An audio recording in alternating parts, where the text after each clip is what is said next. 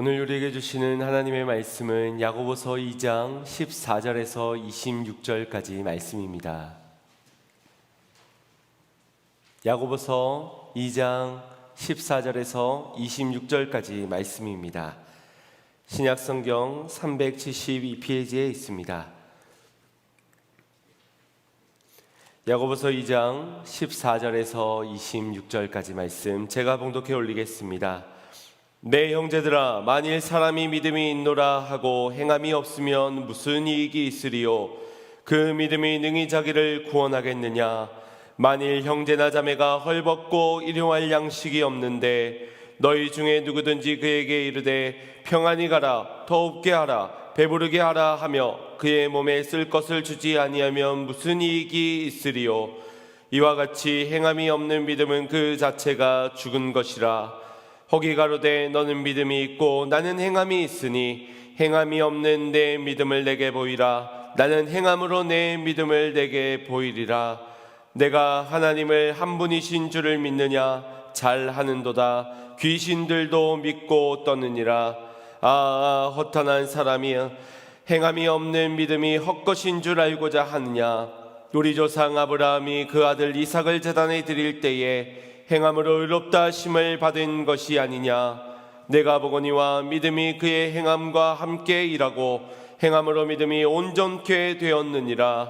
이에 경에 이른 바 아브라함이 하나님을 믿으니 이것을 의로 여기셨다는 말씀이 응하였고 그는 하나님의 벗이라 칭함을 받았나니 이로 보건대 사람이 행함으로 의롭다 하심을 받고 믿음으로만 아니니라.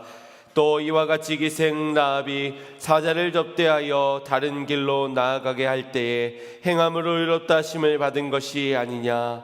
영혼 없는 몸이 죽은 것 같이 행함이 없는 믿음은 죽은 것이니라. 아멘. 할렐루야. 오늘도 우리의 예배 가운데 주의 성령이 임재하심을 믿으시길 바랍니다. 사모하는 심령 위에 또한 풍성한 은혜를 더하실 것을 믿으시길 바랍니다. 믿음 생활을 하면서 우리가 가장 어려운 것은 나는 왜 이렇게 잘 변하지 않는가라는 질문에 서게 되는 순간일 겁니다. 변해야 하는 것도 알고 변하고 싶은 마음도 굴뚝 같은데 좀 변하는가 싶다가도 다시 돌아가고 시간이 지남에도 여전히 제자리에 멈춰 있는 내 모습을 보면서 그게 마음대로 되지 않는 그런 어려운 문제라는 겁니다. 목회를 하면서도 왜 이렇게 성도들이 잘 안 변할까라는 문제를 갖게 됩니다. 가르쳤고 들었고 아멘했고 그러기를 수없이 반복했지만 왜 안 될까라는 답답함마저 느낄 때가 있다는 것입니다. 물론 제가 부족해서 그런 것이겠지만 저는 크게 제 탓을 하지는 않습니다. 왜냐? 제가 멘탈이 강해서 그런 것이 아니라 사람이 사람을 바꿀 수는 없기 때문입니다. 오직 주님만이 사람을 변화시킬 수 있는 것이지요.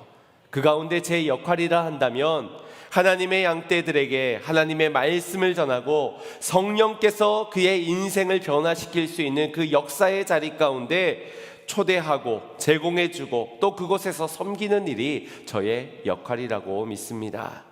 목자에게 양을 먹이라 하였습니다. 또 양을 치라고 맡기셨습니다. 그 사명이 곧 말씀을 먹이는 사역과 성령께서 역사하실 그 자리로 이끄는 사역이 바로 목자의 사명인 것이지요.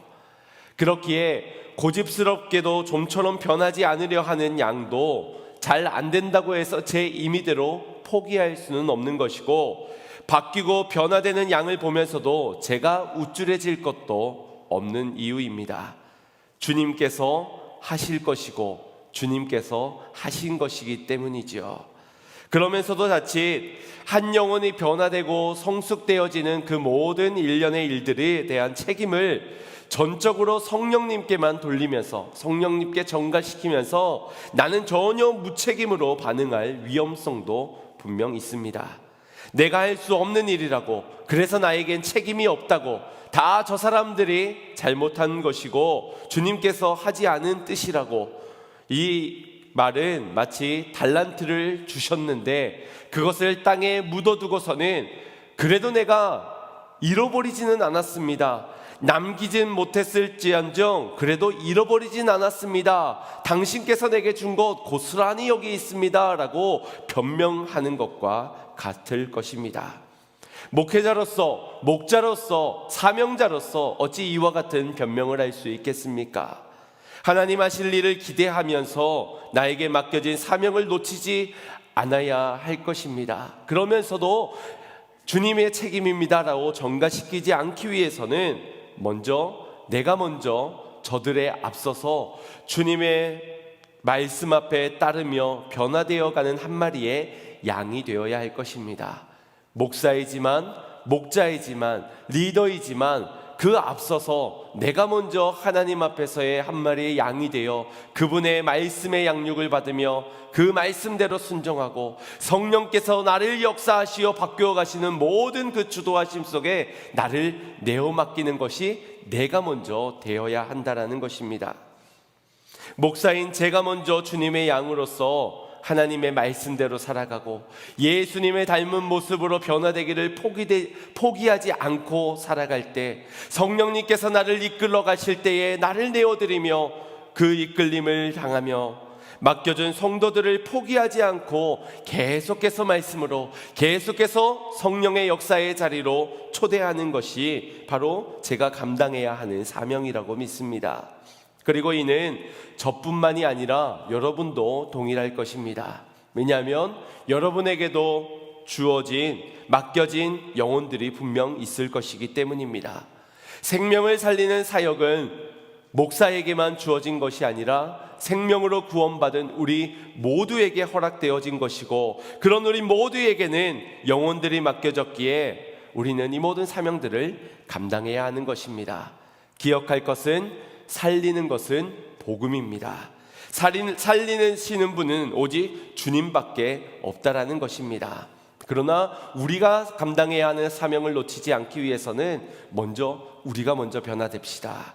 내가 먼저 그 복음으로 변화된 삶을 살아내야 하는 것입니다. 사람들이 말하길 저 사람을 변화시킨 복음이라면 나도 알고 싶습니다. 당신처럼 그렇게 변화될 수만 있다면 나도 그 복음을 만났으면 좋겠습니다. 내게도 그와 같은 변화들이 일어났으면 좋겠습니다. 이런 말들을 한다면 이것이 곧 하나님의 역사 아니겠습니까?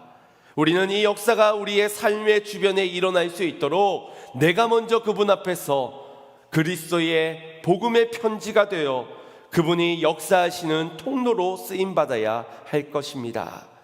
그런데 우리에게서 전혀 본받고 싶지도 않은, 부럽지도 않은, 변화된 모습이 전혀 느껴지지 않는, 향기라고는 고약한 썩은 냄새만 풍겨지는 사람이라면 누가 그런 이에게서 복음을 들으려 하겠습니까? 이것은 어떤 면에서 우리가 성령의 사역을 회방하는 일이라고도 할 수 있습니다.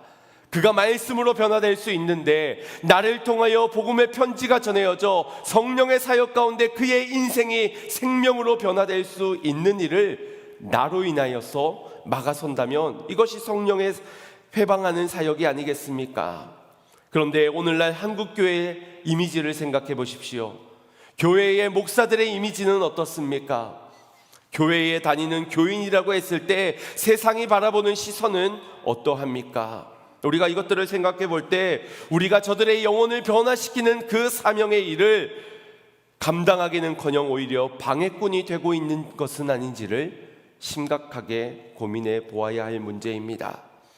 세상이 우리를 비난하는 이유를 두 가지로 나뉘어 볼 수 있을 겁니다. 그 먼저는 우리가 진리를 외치기 때문인 것이지요. 그 진리를 외치고 그 진리를 받아들이라고 하지만 세상의 가치관은 세속적인, 육에 맞춰진 그런 가치관이기 때문에 성경적인 가치관 속에 우리가 전하는 진리를 저들은 받아들이지 못하기 때문에 찾아오는 갈등과 비난이 분명히 있을 겁니다. 그것은 자연스럽고도 당연한 일이요, 또한 우리가 그것을 얼마든지 기쁘게 감당해야 하는 부분이기도 합니다. 그런데 또 하나 우리를 비난하는 이유가 있습니다. 바로 우리가 말하는 진리대로 우리가 살아내지 못하는 그 모습을 향한 조롱과 비난인 것입니다. 예수를 믿는다고 하면서 교회를 다닌다고 하면서 수십 년의 생활을 교회를 다니며 예수를 섬기며 산다는 사람에게서 느껴지는, 보여지는, 들려지는 것들이 거룩하지 못한 행실이기에 비난을 하는 겁니다. 우리는 이것을 대수롭지 않게 넘겨서는 안 됩니다. 다른 교회, 다른 성도의 일이라고 그렇게 넘겨서는 안 된다는 겁니다. 이를 부끄럽게 여기며 우리가 자복하고 우리가 회개하여 내가 먼저 변화되지 못했기 때문에 내 옆에 믿음의 형제들이 변화되지 못했기 때문이요, 우리 교회가 변화되지 못했기 때문에 한국교회가 변화되지 못한 것이요, 우리가 회개해야 될 문제라는 것입니다. 방법 또한 우리가 먼저 변화되면 되는 겁니다. 다른 것으로가 아닌 복음으로 말입니다. 말씀과 성령으로 말입니다. 그래서 우리는 말씀의 자리, 기도의 자리를 지켜야 하는 것입니다. 우리가 외치는 복음은 우리를 변화시키기에 충분한 능력의 복음임을 믿으시길 바랍니다. 우리의 모습 때문에 누군가가 실족해 왔다면 그건 하나님을 믿는 믿음이 지적인 동의는 있어 왔지만 정작 삶으로 살아내지 못한 문제일 가능성이 매우 큽니다. 그런 문제는 결국 우리의 다음 세대들을 다 놓쳐버리고 그들의 마음 문까지를 닫게 한 것, 그 원인이 아니겠습니까? 믿음의 가정에서 부모의 신앙 아래 어려서부터 교회를 다녀왔고 또 곧잘 신앙생활들 해오던 우리의 아이들이 커서는 교회를 떠나게 되는 경우들을 보면 많은 경우 대개 상처가 있기 때문입니다. 부모에게서든지 아니면 교회의 성도들 때문이든지 목사 때문이든지 결국 변화되지 못한 자들의 모습으로 인한 상처라고 할 수 있습니다. 그들이 말할 겁니다. 예수님은 좋은데, 말씀은 좋은데, 하나님이 날 사랑하는 것도 알겠는데 그분을 믿는 사람들은 왜 그러는지 이해할 수 없다라고 말하며 등을 돌리는 겁니다. 이 얼마나 안타까운 일입니까? 주님은 여전히 좋은 분이신데, 주님은 여전히 우리를 사랑하시는데 그것까지도 알겠는데 우리 때문에, 그들에게 있어서는 나 한 사람이, 우리라는 공동체가 먼저 예수님을 믿은, 먼저 복음을 붙잡은, 그래서 먼저 변화되었어야 하는 사람들로 보여지는 겁니다. 그런 우리에게서 복음으로 변화된 모습이 보여지지가 않을 때에 여전히 그 삶이 예전 옛구습의 모습으로 보여질 때에 그들은 사람에게 실망하게 될 것이고 그 사람에게 실망한 것이 결국 복음에 대한 실망으로까지 이어지게 되는 것입니다. 이 안타까운 일들이 계속적으로 일어나고 있는 그 끝은 과연 무엇이겠습니까? 주님의 책망을 피할 수 없다라는 겁니다. 게으르고 악한 종아. 복음은, 주님께서 우리에게 주신 복음은 우리를 새롭게 합니다. 믿으십니까? 진정한 복음을 믿는 진정한 믿음이라면 날마다 우리를 새롭게 한다는 사실입니다. 또한 나를 변화시킬 뿐만 아니라 다른 저들까지도 변화시킬 수 있는 그 능력이 있는 것이 복음이요, 그렇게 변화시키는 것이 곧 진짜 믿음이라는 사실입니다. 반대로 말해보면 변화되지 않은 자, 변화시키지 못하는 자의 믿음은 가짜 믿음이라고도 할 수 있을 것입니다. 기독교에서는 이 믿음이 늘 강조되었고 늘 가장 강조되어 왔습니다. 그 이유는 믿음으로 말미암아 구원을 받는다는 진리 때문입니다. 다른 부수적인 것들이 뒷받침되거나 필요치 않습니다. 오직 믿음, 오직 은혜로 말미암아 우리를 구원을 받습니다. 에베소서 2장 8절에서 9절 말씀에서도 보시면 이것을 이렇게 증거합니다. 합독하겠습니다. 너희가 그 은혜를 인하여 믿음으로 말미암아 구원을 얻었나니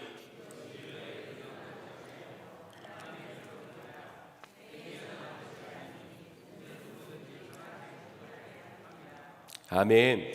구원은 행위에서 난 것이 아니다. 어떤 행위를 통하여서도 구원을 이룰 수 없다. 오직 은혜로, 그 은혜를 믿는 믿음으로 얻는 것이라고 말씀합니다. 그래서 우리 기독교에서는 믿음을 가장 강조합니다. 하지만 기독교와는 다른 타 종교에서는 사람의 행위를 통하여서 구원을 얻는다라고 말합니다. 그래서 자기 수행을 통해, 물질을 통해, 착한 선행을 통해서 내가 믿는 신을 감동시켜야지만 구원을 얻을 수 있다라고 가르칩니다. 그래서 무수히도 많은 일들, 그들이 설명해 내온 그 가르침을 따라서 애쓰고 수고하며 구원을 얻기 위한, 하늘을 감동시키기 위한 노력들을 계속합니다. 세속을 떠나 산에 들어가 어떠한 경지에 이르기까지 기도를 하고 돌을 닦는 사람들이 있는가 하면 무릎이 나가도록 절을 해야만 하기도 하고, 착한 선행을 얻는 기준치를 넘어설 때까지를 선행을 베풀어야만 합니다. 그리고 제산을 바쳐야 하기도 하는데, 제산은 꼭 교주의 발 앞에 버려야만 천국에 갈 수 있다라고 가르칩니다. 여러분들이 객관적인 시선으로 볼 때 어느 것이 더 수월해 보이십니까? 우리 기독교와 타 종교, 얻은 것이 구원받는 데에 더 수월하게 보이십니까? 믿음으로 구원을 받는 것과 노력을 통해서 구원을 받는 것, 아마 고달픈 수행을 하는 것보다는 믿음이 간단하고 수월하다고 생각할지도 모르겠습니다. 다 버리고 산에 들어갈 용기가 내게 없고, 또 이미 이 무릎은 망가질 대로 망가져서 꿇을 수도 없고, 재산만큼은 절대 바칠 수 없기 때문에 믿음으로 구원받는다, 이 얼마나 다행이고 감사한 일인가 라고 생각할 수도 있겠습니다. 여기서 우리가 오해하지 말아야 하는 것은 믿음으로 구원받는 것이 행위로 구원받는 것보다 수월하다고 여기는 태도입니다. 이것이 어떤 생각에서 비롯된 것일까? 바로 내 마음대로 살아도 믿음만 있으면 구원받는다는 생각 아니겠습니까? 행함으로 구원받는 것이 아니니 행함 그것은 없어도 돼, 오직 믿음이면 돼, 굳이 그렇게까지 살 필요가 없어 라고 말하며 믿음과 행위를 떨어뜨려 놓고, 행위는 없어도 되지만 믿음만 있으면 된다는 것이 결국 우리로 그런 수고보다는 우리 기독교가 얼마나 다행이고 얼마나 수월하고 감사한 일이나, 이런 생각들을 하는 것이지요. 지난주 말씀 가운데서도 언급한 독일의 유명한 신학자인 디트힐 본 회포 목사님은 나를 따르라는 책을 통하여서 교회의 숙적은 바로 교회가 남발하는 값싼 은혜 때문이다라고 말하였습니다. 교회가 남발하는 값싼 은혜. 은혜는 은혜인데 값싼 은혜란 무엇일까요? 헐값에 팔리는 위로와 용서, 대가나 희생을 치르지 않아도 되는 그런 은혜를 의미합니다. 책을 보면 이렇게 값싼 은혜를 설명해 줍니다. 값싼 은혜는 회개 없이도 죄를 용서하는 설교요, 공동체 훈련도 없이 베푸는 세례요, 죄의 고백도 없이 참여하는 성만찬이요, 인격적인 참회 없는 면죄의 확인이다. 순죄 없는 은혜, 십자가 없는 은혜, 살아계시고 인간이 되신 예수 그리스도가 없는 은혜, 이것이 바로 값싼 은혜다라고 말하였습니다. 혹시 우리가 이 값싼 은혜대로 신앙생활을 하고 있지는 않습니까? 누릴 것은 다 누리면서 좋은 건 다 내 거라고 말하면서 정작 입으로는 청하기만 하고 돈으로 지불하는 신앙, 십자가는 없고 희생이 없고 행함이 없고 그렇게 영광만을 누리려는 신앙생활을 하는 사람이 많다라는 것입니다. 그가 이 책에서 고백하기를, 값싼 은혜를 사는 사람들은 예수님을 섬길지언정 예수님을 따르고자 하지는 않는다라고 지적합니다. 예수님을 따르려면 자기를 부인하고 제 십자가를 지고 날마다 쫓으라 하였는데, 그건 싫은데 그래도 예수님을 믿기는 하고 섬기기는 하는 나는 그리스도인이라고 말하는 겁니다. 여러분들은 어떻습니까? 우리가 받은 은혜는 이처럼 값싼 은혜입니까? 그렇지 않을 겁니다. 독생자 그 예수 그리스도를 아낌없이 내어주시고 우리의 모든 죄를 대속하사 죽으신, 그것은 값으로 측량할 수 없는 값비싼 그러한 은혜일 겁니다. 우리가 진정한 신앙이라면 그 값비싼 은혜를 얻기 위한 믿음의 싸움, 투쟁들을 해나가야 할 것이고, 이 은혜가 밭에 숨겨진 보물이기에 믿음을 다해서 찾아야 한다라는 것입니다. 그저 값싼 은혜를 입고 살아가는 이들의 삶의 모습엔 변화가 필요 없을 겁니다.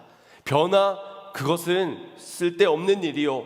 또 누군가를 실족해 하는 모습 속에서 그것은 하나님이 위로하시고 치유하셔야 되는 일이며, 저들이 변화되는 길을 막고서도 괜찮다, 이것이 옳다라고 외치는 자의 모습이기도 합니다. 야고보 사도는 이에 대하여서 믿음으로 구원받는 것에는 조금도 의심할 만한 사항이 없지만, 그래서 그 역시도 믿음을 강조해 왔지만, 그 믿음이 과연 진짜 믿음이겠는가? 과연 진정한 믿음, 행함이 있는 믿음인가? 아니면 가짜 믿음, 행함이 없는 믿음인가를 단호하게 말씀해주고 있습니다. 14절 말씀을 보시면, 내 형제들아, 만일 사람이 믿음이 있노라 하고 행함이 없으면 무슨 이익이 있으리요? 그 믿음이 능히 자기를 구원하겠느냐? 17절에 이와 같이 행함이 없는 믿음은 그 자체가 죽은 것이라. 26절에 영혼이 없는 몸이 죽은 것과 같이 행함이 없는 믿음은 죽은 것이니라 라고 강력하게 말하였습니다. 야고보서의 핵심의 말씀, 그래서 우리가 가장 잘 알고 있는 말씀이기도 합니다. 행함이 없는 믿음은 가짜라는 것. 믿음으로 구원받는 것은 맞지만 그 믿음이 우리의 삶에서 행함으로 통해 지속적으로 나타내 보여지지 않는다면 그것은 가짜라는 것입니다. 물론 종교개혁자 마틴 루터는 이 야고보서가 강조하는 이 행위로 인하여서 구원을 얻는다, 의롭다게 받는다라는 말로 인하여서 지푸라기 성경이라고 평가절하하기도 하였습니다. 이는 로마서에서 기록되어진 오직 믿음, 오직 은혜로만 말미암아 구원을 얻는다라는 그 말씀을 기초하여 종교개혁을 단행하였던 그에게 있어서는 이 야고보 사도가 전하는 행위 구원을 강조하는 것처럼 오해를 하였기 때문입니다. 로마서 1장 17절 말씀을 보겠습니다. 시작. 복음에는 하나님의 의가 나타나서 믿음으로 믿음에 이르게 하나니 기록된 바 오직 의인은 믿음으로 말미암아 살리라 함과 같으니라. 아멘. 이 말씀을 보노라면 야고보 사도가 바울과는 반대되는 말을 하고 있는 것처럼 보이기도 합니다. 그래서 행위 구원을 강조하는 야고보서를 마틴 루터는 지푸라기 성경이라고 불렀던 것이지요. 야고보가 강조하는 행함이라는 단어가 헬라어로는 에르가라는 단어입니다. 그것은 에르곤이라는 행하다라는 말의 복수형입니다. 그리고 이 단어가 사도 바울에게서도 동일하게 언급이 되어지는데 데살로니가전서 1장 3절 말씀을 보면 이렇게 기록되어져 있습니다. 너희의 믿음의 역사와 사랑의 수고. 여기에서 앞선 믿음의 역사에서의 이 역사라는 단어가 에르구라는 단어, 행함이라는 단어로 사용되어졌습니다. 역사와 행함, 우리로서는 어떤 연결점이 있을까라는 의문이 드는데, 이것을 해석해 보자면 믿음을 가지게 되었을 때에 자연스럽게 나타내지는 그 행함이 곧 역사라는 겁니다. 믿음의 역사. 믿음이 있다면 자연스럽게 나타나는 것이 그와 같은 역사라는 것이지요.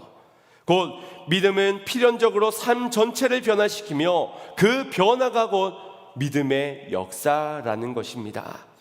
야고보 사도가 전하는 행함과 바울이 전하는 믿음, 그것은 다른 것이 아니라 같은 믿음에서 나오는 역사, 같은 말씀이라는 것입니다.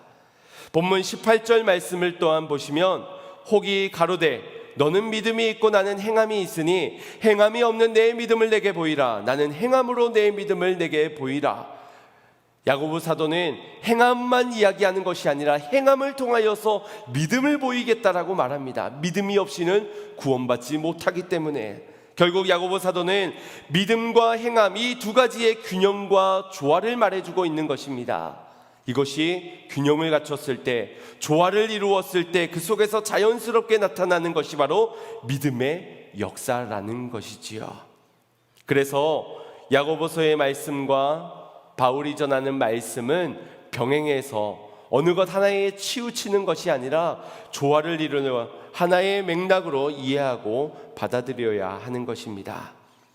믿음으로 구원받는 것을 누구보다도 잘 알고 있었던 야고보 사도가 오늘 본서에서 이토록 강하게 행함에 대하여서 강조하면서 믿음으로만이 아니라 행함으로도 구원에 대하여서 이처럼 강조를 했던 것은 당시 흩어진 형제들 가운데서 이 믿음에 대한 잘못된 오해들이 보여졌기 때문입니다.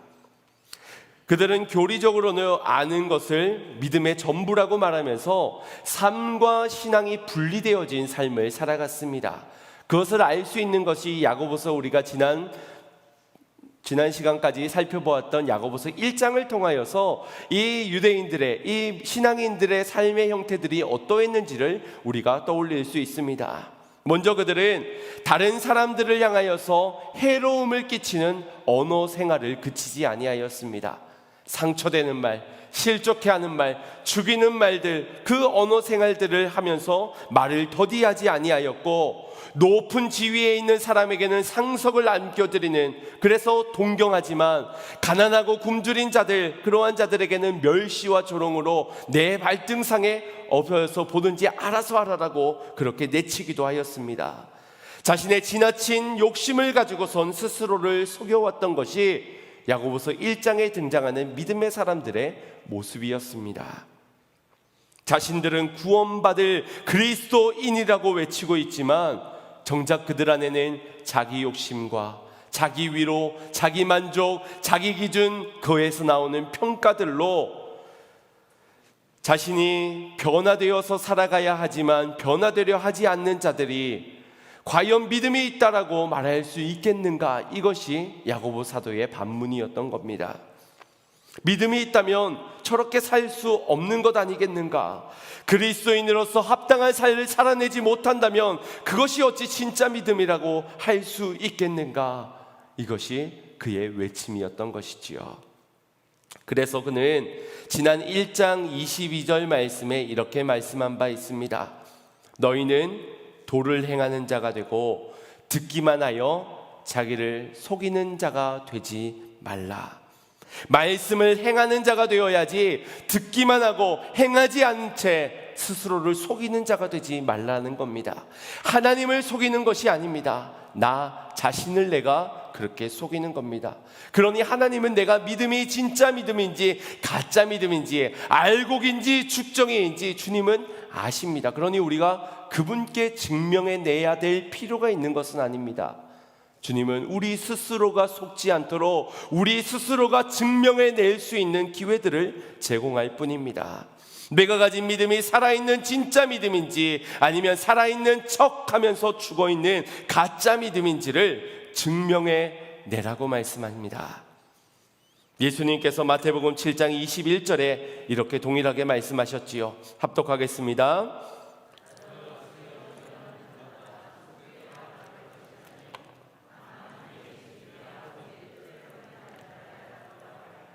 아멘. 주여 주여 하는 자마다 천국에 다 들어가는 것이 아니라 말씀대로 그 뜻하신 대로 행하는 자라야 들어갈 수 있다. 말씀대로 살아가는 자, 곧 삶을 돌이켜 그 말씀대로 변화되어 살아가는 자만이 천국에 들어갈 수 있다라고 분명히 말씀하셨습니다. 우리가 기도할 때마다 주여 주여를 많이 외치지요. 그래서인지 괜히 이 말씀에 있어서는 아이고 나도 주여 주여 하는데 라고 뜨끔하는 분들이 계실 겁니다. 그럴 필요 없습니다. 여기에서는 주여 주여가 중요한 것이 아니라 뜻대로 행하지 않은 자가 중요한 겁니다. 그 자들이, 그러한 사람들이 뜨끔해야 하는 것이겠지요. 예수를 믿고도 아무런 변화가 없었는 자, 그러면서도 주여 주여를 외치는 자 말입니다. 우리는 스스로를 돌아보며 점검해보며 우리의 믿음이 진정한 믿음인지 우리 안에 있는 것이 진정한 복음인지를 스스로 증명해 보아야 할 것입니다. 그래서 오늘 본문 말씀에서는 행함이 없는 가짜의 믿음이 구체적으로 어떠한 모습인지를 이렇게 말해주고 있습니다. 15절 16절 말씀 합독하겠습니다. 시작.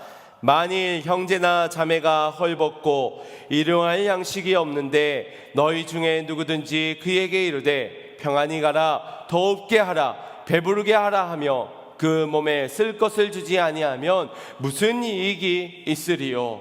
말로만 사랑하고 정작 그 몸에 쓸 것을 주지 않는 것에 대해 말로만 사랑하고 정작 사랑으로 행함으로 나타나지 않는 그러한 자들을 향하여서 지적을 하고 있는 말씀입니다. 생각을 한번 해보십시오. 헐벗고 굶주린 자입니다. 스스로 그 길을 선택한 것이 아니라 어떻게 할 도리가 없어서 헐벗고 굶주려 있는 사람에게 가서 얼른 가서 식사하세요. 왜 그렇게 굶주리고 있습니까? 집에 가셔서 따뜻한 밥에 국을 따뜻하게 드시면서 또 영양이 부족해 보이니까 고기도 꼭 잡수세요. 건강 생각하시려면 채소도 꼭 먹어야 되니 쌈을 싸서 마늘을 올리고 맛있게, 아주 맛있게 드세요. 그리고 소화에 좋은 누룽지도 꼭 빼먹지 말고 마시셔야 합니다 라고 전한다면 이 말을 듣는 사람은 어떻겠습니까? 이 말을 듣기 전에도 배가 고프긴 했는데 이 말을 듣고 나니 더 굶주려지고 괴롭지 않겠습니까? 자신의 처지를 더 비관하지 않겠습니까? 말로만 하는 사랑은 이처럼 아무런 힘이 없는 겁니다. 오히려 듣는 이로 마음을 불편하게 할 수 있는 문제입니다.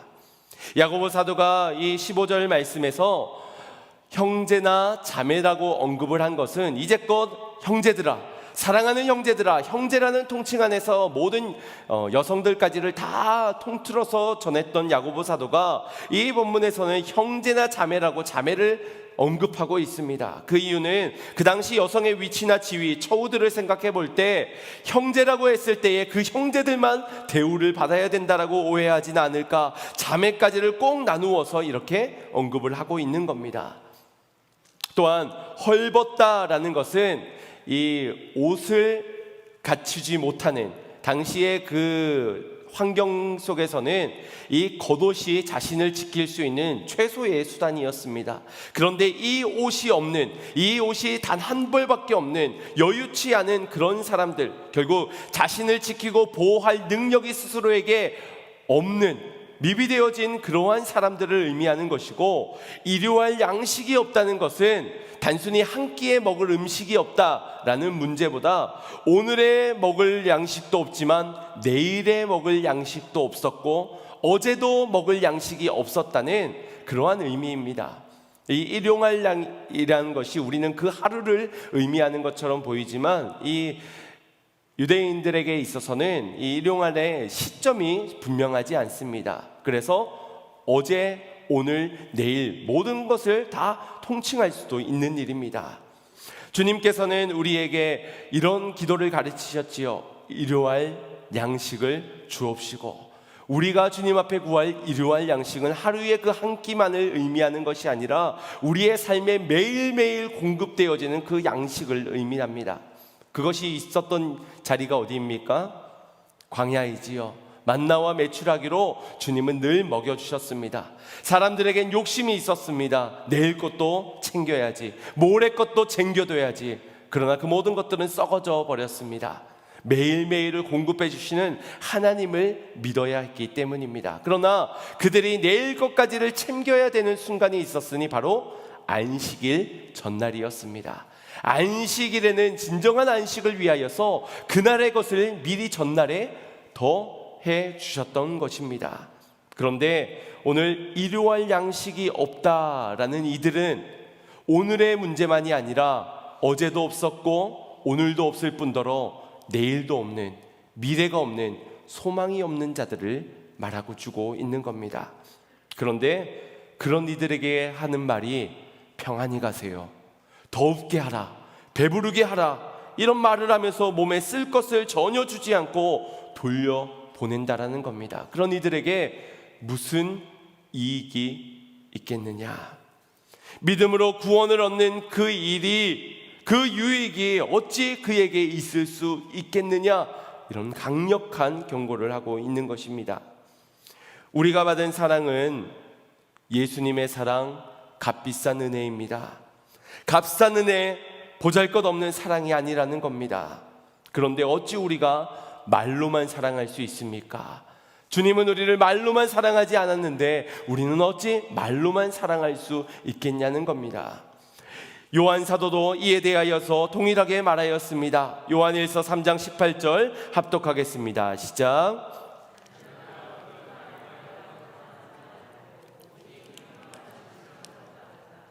아멘. 요한일서 3장 15절에 사람이 사랑하는 것은 마땅한 일이다 라고 말하였던 그가 18절 말씀에 이르러서는 말과 혀로만 사랑하지 말고 오직 행함과 진실함으로 사랑해야 된다라고 말하고 있습니다. 그것은 바로 우리가 받은 사랑이 다른 누구의 사랑도 아닌 예수님의 희생하는 사랑이기 때문입니다. 그 은혜를 입은 자는 그 은혜를 나누어야 하는 것이 마땅하다라는 것이지요. 어렸을 때 이러한 찬양이 생각이 납니다. 예수님처럼 살고 싶어요. 남을 도와주면서 예수님처럼 기도할래요. 내 이웃을 위해서. 말로만 하면 소용없어요. 행함으로 하세요. 나의 행동이 예수님 볼 때 가장 아름다워요. 제가 종종 부르는 찬양입니다. 예수님처럼 살고 싶어요. 살 수 없는데 살고 싶어요 하는 것은 헛된 소망이지요. 그러나 살 수 있기 때문에 이것이 진정한 소망이 되는 겁니다. 그 사랑을 받았고 그 은혜를 입었고 우리 안에 그분이 거하시기 때문입니다. 사도 바울도 동일하게 전하기를 고린도전서 4장 20절에 이렇게 말씀합니다. 합독하겠습니다. 하나님의 나라는 말에 있지 아니하고 오직 능력에 있음이니라. 아멘. 말의 능력이 있는 줄 알아왔는데, 그래서 말조심을 하면서 말로 위로하고 말로 칭찬하고 말로 격려하면서 살아왔는데, 하나님의 나라에는 말에 있지 아니하고 능력에 있다라고 말씀합니다. 무엇이 능력이겠습니까? 무엇이 능력입니까? 말씀을 믿는 믿음이 능력인 것입니다. 곧 믿음이 능력, 진정한 믿음이 능력되는 것입니다. 주 예수 그리스도를 믿는 진정한 믿음이 능력이 나타내는 믿음인 것입니다. 그분이 내 안에 있는데 어찌 행하지 않을 수 있고, 어찌 변하지 않을 수 있고, 어찌 말로만 혀로만 사랑한다 말할 수 있겠습니까? 그의 인생에 능력이 나타나지 않을 수가 없다라는 것입니다. 그러니 믿는 자에게는 능치 못함이 없느니라. 할 수 있다. 이것이 우리 주님의 가르침이십니다. 이런 찬양을 함께 고백했으면 좋겠습니다.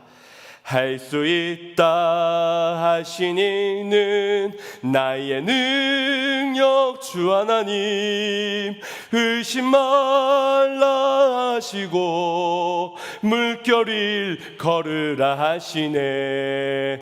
할 수 있다 하신 주, 할 수 있다 하신 주, 믿음만이 능력이라 하시네. 사랑만이 능력이라 하시네. 희생만이 능력이라 하시네. 기도만이 능력이라 하시네. 할렐루야. 믿음이 능력인 것입니다.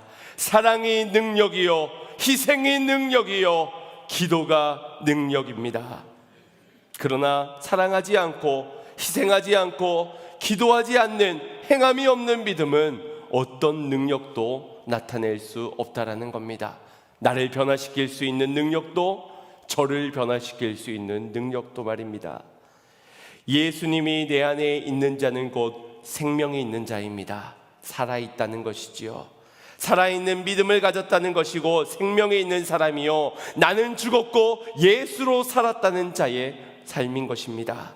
우리는 지난 시간 성찬을 대하면서 주님께서 우리에게 주신 말씀을 함께 나누었습니다. 내 살을 먹고 내 피를 마시는 자는 영원히 목마르지 아니할 것이요, 나로 말미암아 영원히 살리라.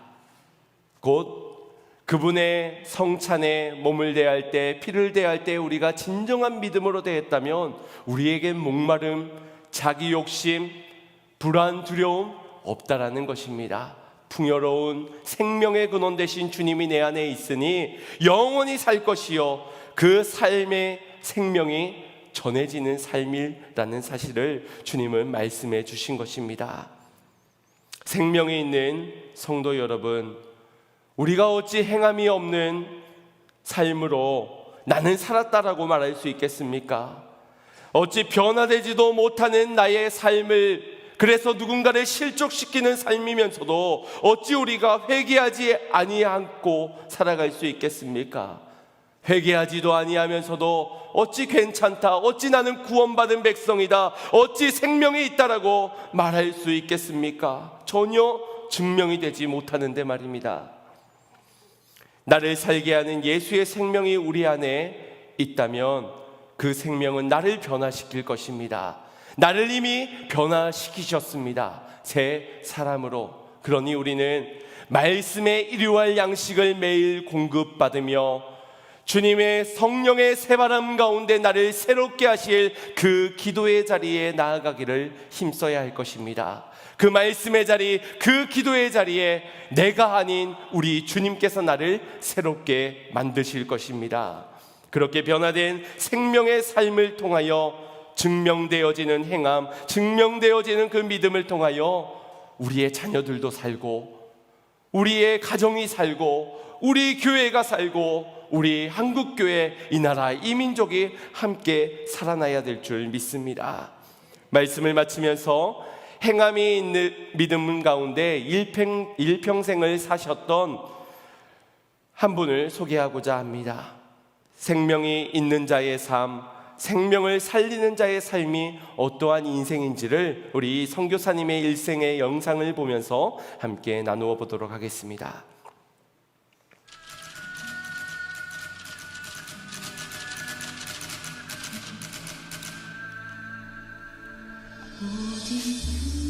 (1934년 7월 7일) 광주시에서 최초 시민사회장으로 거행된 장례식. 수백 명의 나환자들과 거린들이 어머니 어머니를 외치며 울부짖는 소리는 조객으로 식장을 가득 메운 수많은 기독교인들은 물론 예수를 믿지 않는 자들과 지방인사들, 전남지사 야즈마를 비롯한 많은 일본인들까지 눈물바다를 이루게 하였습니다. 서서평 부인은 다시 살아난 예수님이었습니다. 그녀는 자신의 온 생을 바쳐 예수님이 원하시고 기뻐하시는 뜻이 무엇인지 우리에게 보여주었습니다. 엘리제 쉐핑. 그녀는 서서평이란 이름을 더 좋아했고 보리밥과 된장국을 먹으며 한복에 남자 검정 고무신을 신고 살았던, 그렇게 삶 전체로 조선을 사랑했던 사람이었습니다.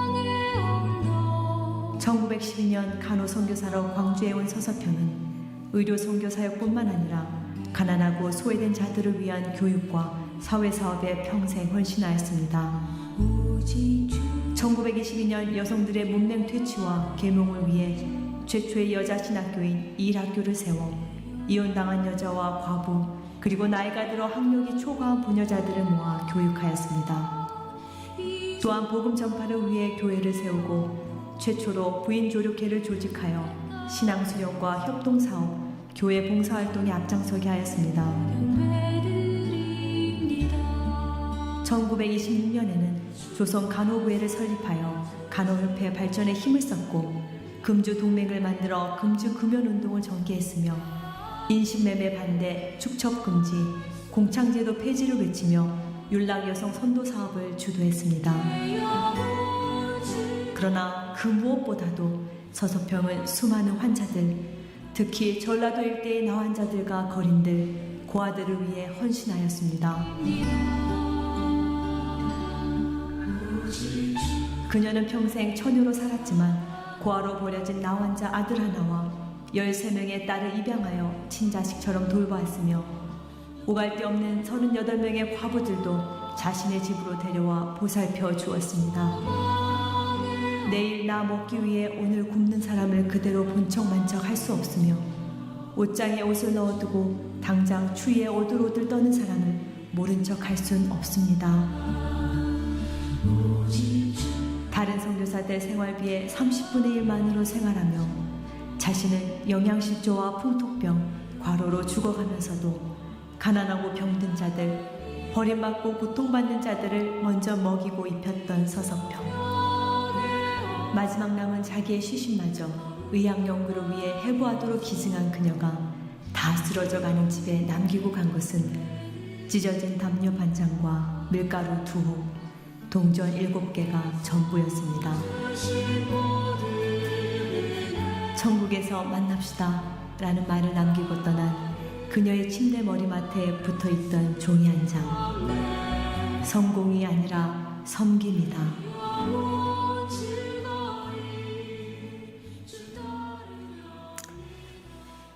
저 서성평 선교사님이 이 한국에 무슨 빚진 게 있으셨겠습니까?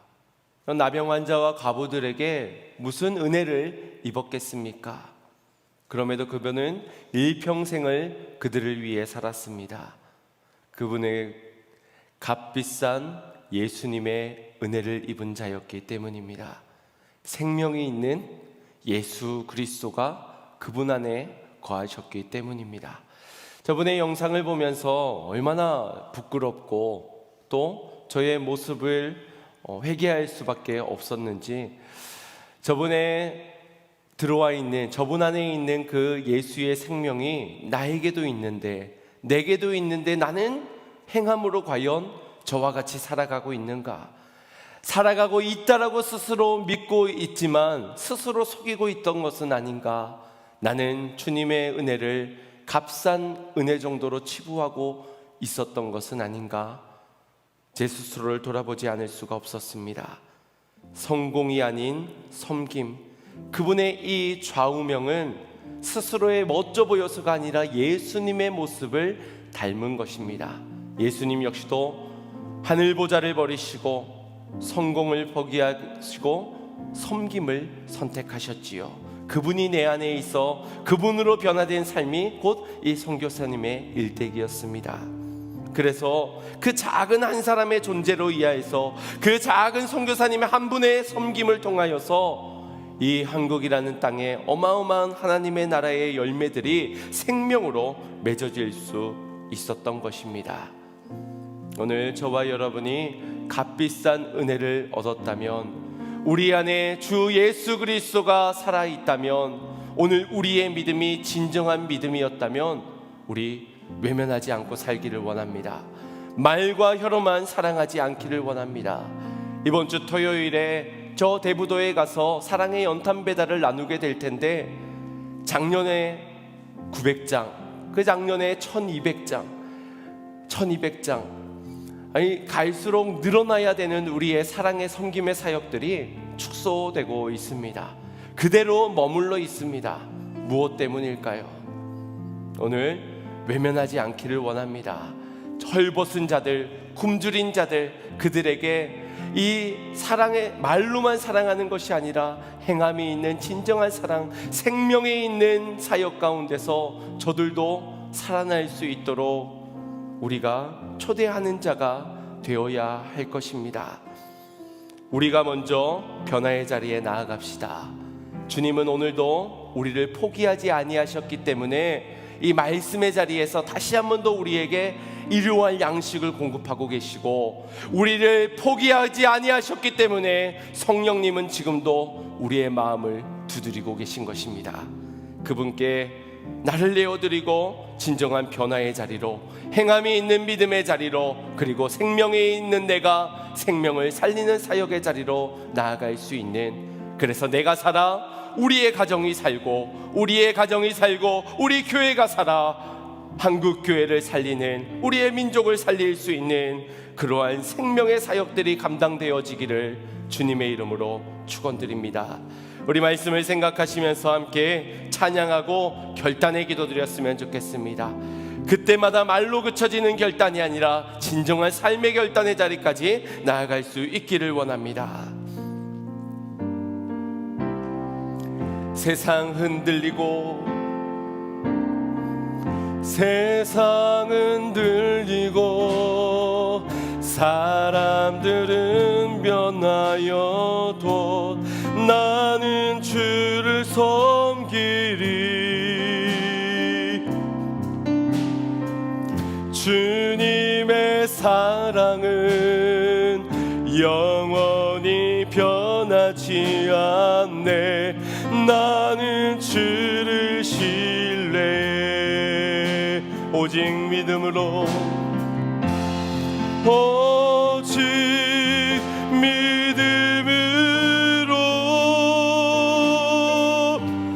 믿음으로 내가 살리라. 오직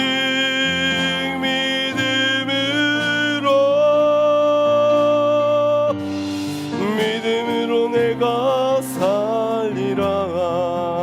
믿음은 들리고, 믿음은 들리고, 사람들 주를 떠나도 나는 주를 섬기리. 주님의 나라는 영원히 쇠하지 않네. 나는 주를 신뢰해. 오직 믿음으로, 오직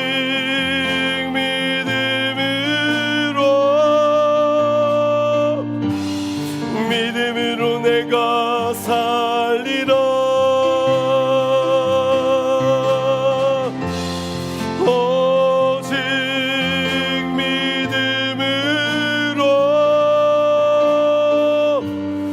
믿음으로 내가 살리라. 오직 의인은, 오직 의인은 믿음으로 말미암아 살리라. 오직 의인은 믿음으로 말미암아 살리라. 오늘 나를 살게 하는 믿음이 무엇입니까? 돈입니까?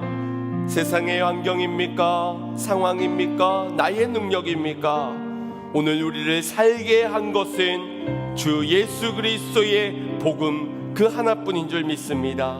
그 복음이 나를 살렸고, 그 복음이 믿는 그 믿음이 나를 살린 것입니다. 우리가 나의 믿음이 진정한 믿음인지 다시 한번 더 돌아보아야 할 때인 줄 믿습니다.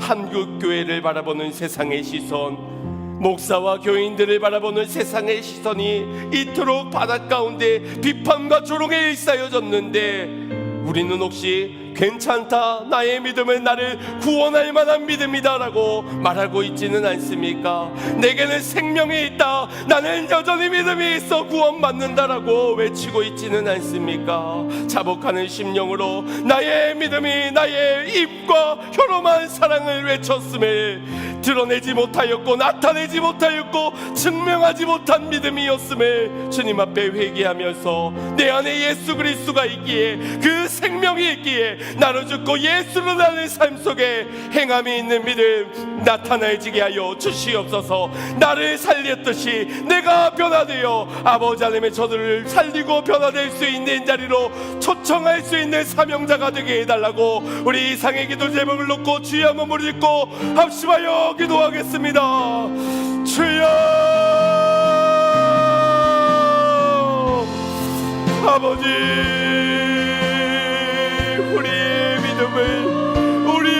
믿음 없음을 말과 여러 말 사랑을 외치며 평안히 가라, 더욱게 하라, 배부르게 하라, 어떠한 유익도 없던 말들로 치장하였던 우리의 외식하는 자의 신앙을 용서하여 주시옵소서.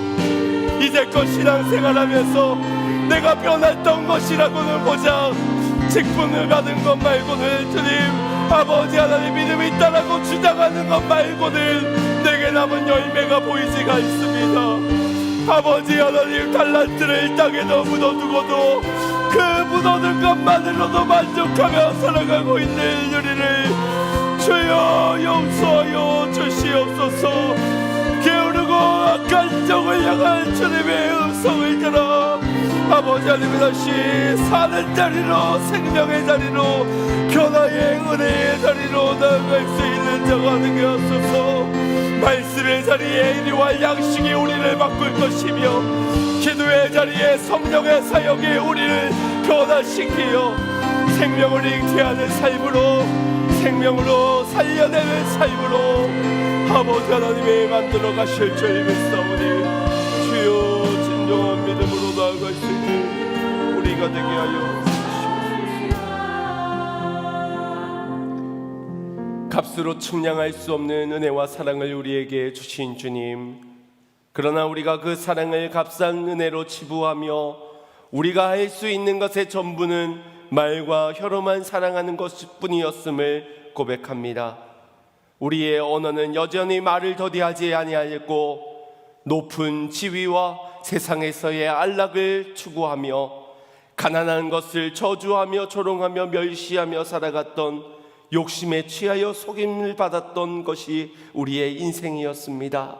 그러나 주 예수 그리스도의 포기하지 않는 사랑이 다시금 말씀으로 나에게 찾아와 주셨고, 그 말씀의 자리에서 성령의 새바람을 불러일으켜 기도하는 자들로 변화되게 새롭게 새 사람 되게 하여 주신 은혜에 감사를 드립니다. 이제 그 믿음이 행함으로 드러나 새로운 변화되어 삶을 살아내게 하여 주시어서 우리로 인해 상처 준 영혼, 우리로 인해 실족당한 영혼들이 나를 통하여 다시금 예수 그리스도의 사랑을 알고 그 변화의 은혜의 자리로까지 나올 수 있도록 쓰임받도록 우리 성도들, 우리 양문교회 사용하여 주시옵소서. 예수님의 이름으로 기도드리옵나이다. 아멘.